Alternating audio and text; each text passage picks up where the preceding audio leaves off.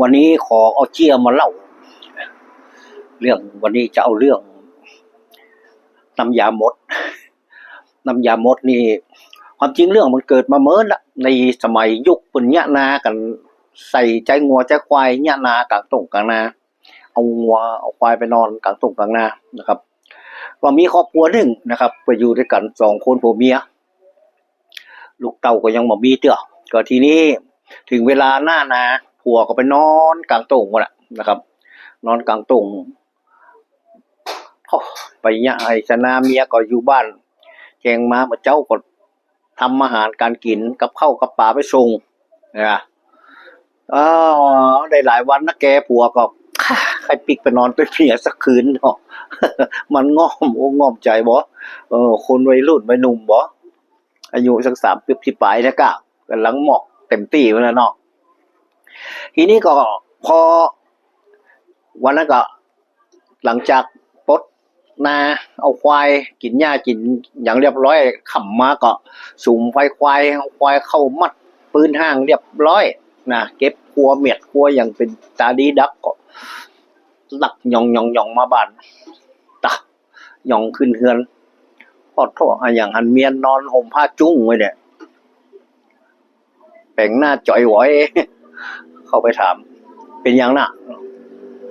เมื่อย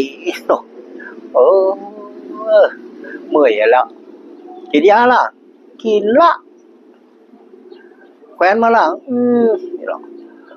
บัวก็เกรงใจเมียเนาะด้วยความเกรงใจเมียก็ไปอย่างมาอย่างใช่ยังอ่ะ ปิกไปนอนตรง2-3 คืนปิกมาหำก็ยังมาเจอสภาพเก่าอยู่เอาเข้าก็ใจใหญ่เนี่ยพอลงไปคันใดละปิกมามันเมื่อยนักขนาดกะเนี่ย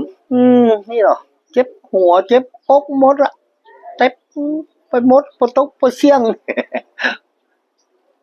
แล้วเขาซื้อกินยาล่ะกินละเป็นได้พ่อของเดียวเนี่ยแวนมาละ2-3 วันแล้วเนี่ยเมื่อยถึงวันเนี่ยเมื่อยมันค่ำมาก็เมื่อยค่ำมาก็เมื่อยเนี่ย